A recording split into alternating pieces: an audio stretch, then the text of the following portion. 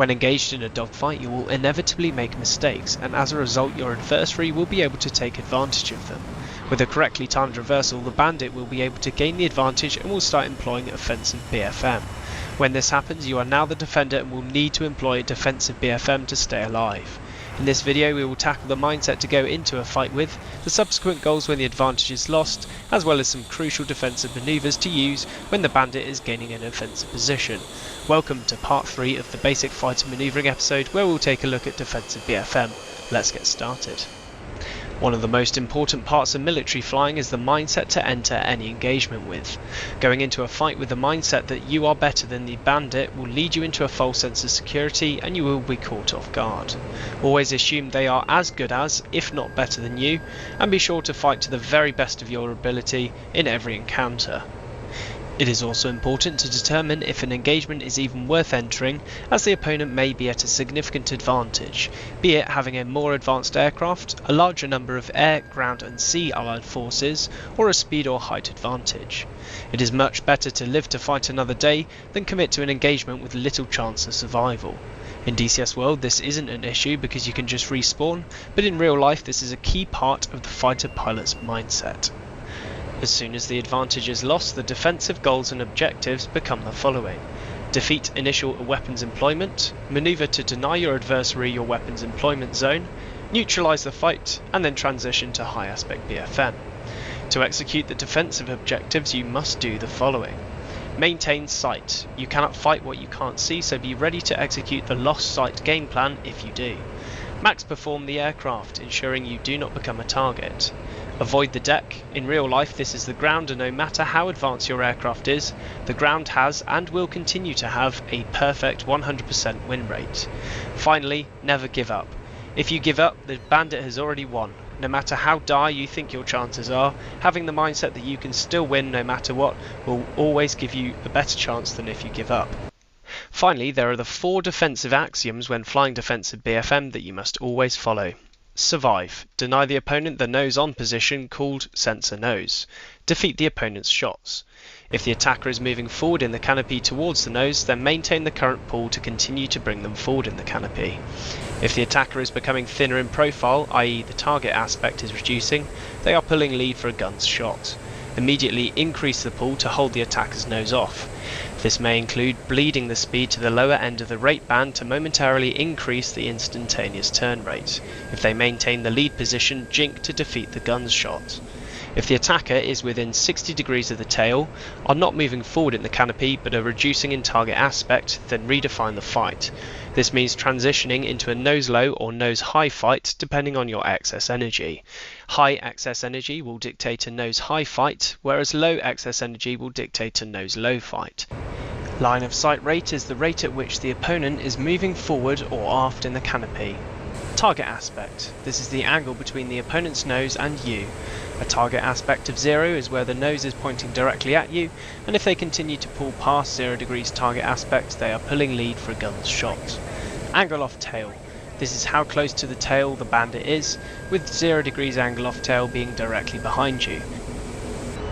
We will now take a look at the following defensive BFM manoeuvres: the bug out, the lost sight game plan, the reversal, the gun's defense, also referred to as a jink, defensive flat scissors, defensive rolling scissors, radius defense, and finally the ditch. Feel free to use the chapters below to skip ahead. During a dogfight, it may become apparent that there is an opportunity to escape. This is termed the bug out. By gaining speed and turning away from the bandit, you'll be able to escape towards friendly forces. If you enter a merge, you'll be able to bug out towards the target 6 o'clock. Select maximum thrust or afterburner if fitted, turn across the tail, and enter a dive while unloading to allow for the most acceleration. Keep sight at all times, dipping the wings if necessary, and do at most 2 check turns of 30 degrees so the bandit is not on your 6 o'clock. If you're successful with your bug out, you should be further than 1 nautical mile from the bandit, with more than 90 degrees remaining on their turn. This will mean that they can no longer employ guns on you, and you will now have sufficient rate of separation to escape. You'll need to visually assess this range, as in combat you won't be able to know the exact distance to your target. If the escape was not successful, place the lift vector on the target and re-enter a maximum rate turn.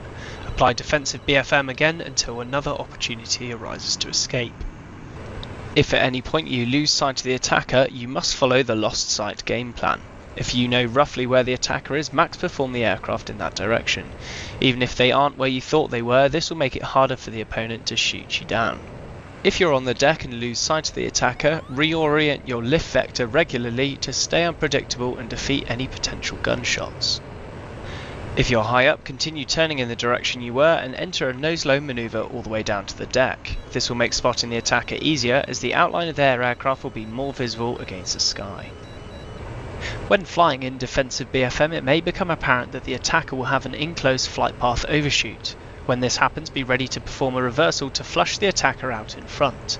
When the opponent overshoots, perform an unloaded 180-degree turn to place the lift vector back on the bandit. If successful, you will have reversed the roles and can employ Offensive BFM as explained in part 2 of this episode. An enclosed flight path overshoot happens when there is greater than 60 degrees of target aspect, i.e. looking at the top of the bandit's aircraft. There is a rapid line of sight rate flying through the extended 6 o'clock, and the defender must be able to visualise reversing inside the bandit's turn circle. If in any doubt, do not reverse, as this will present an easy snapshot to the bandit.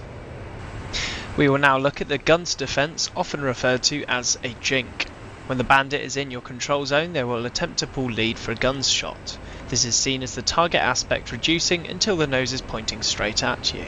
If you don't do something, you'll quickly find out what a 30mm cannon round tastes like. The aim of this defence is to present a slim target profile which is difficult to hit, and to defeat their computed lead angle, requiring them to reposition for the new plane of motion.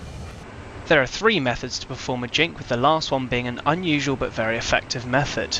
Method 1. Roll and pull nose high. First, roll to place your inside wing on the target and pull hard upwards. The adversary will need to react quickly and roll to retake their shot. Method 2. Roll and pull nose low. Roll to place your outside wing on the target and pull hard downwards. Be careful of the deck when doing this, as it will soon become a factor. Method 3. Roll and bunt. Roll to place your inside wing on the target and immediately push forward on the stick. This method is unique in that the attacker may be fooled into pitching nose up, as you are rolling to place your lift vector upwards. Defensive flat scissors are exactly the same as offensive flat scissors as explained in my Offensive BFM guide. To tell if you are winning or losing, reference the movement of the bandit relative to a point on the horizon. If they're moving forward relative to that point, you're winning, and if they're moving backward relative to that point, you are losing. Slow down to best 1 circle speed to flush them out ahead. Redefining a defensive position into defensive rolling scissors is a good idea, as the bandit has to solve multiple problems before taking a shot. When in a rolling scissors, try to slow down as much as possible and orient your lift vector behind the bandit. This will flush them out ahead of you, so be ready to take a snapshot as they do.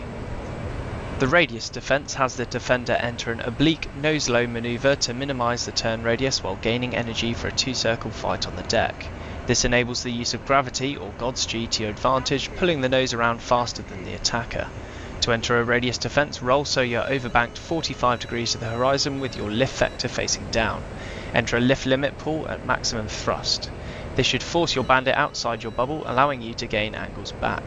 You'll also displace your aircraft below the horizon enough for your bandit to choose between weapon employment or follow on BFM. With any luck, they will overshoot out in front of you and you can take a snapshot. The ditch is a pure nose-low maneuver to rapidly collapse your range to the bandit. Roll inverted and pull through. If you want to collapse range and force an overshoot, select idle throttle. Unless the bandit identifies this and also selects idle throttle, they will inevitably overshoot, and you can then line up a gunshot. That concludes this part of the BFM episode, and hopefully with all these tools for defensive BFM, you'll be able to hold out against a bandit that is offensive long enough to force a mistake or to allow a friendly wingman to come to your rescue. We will look at section engaged manoeuvring in a future series where multiple fighters engage multiple bandits and the different tactics that can be employed. For now, that concludes the 3-part BFM episode on tactics and manoeuvring. I hope you enjoyed, and if you did, please feel free to subscribe and leave a like, as it helps me out enormously. As with previous videos, if I've made any mistakes, be sure to let me know in the comments and I'll add any amendments to the video description. Thanks very much for watching.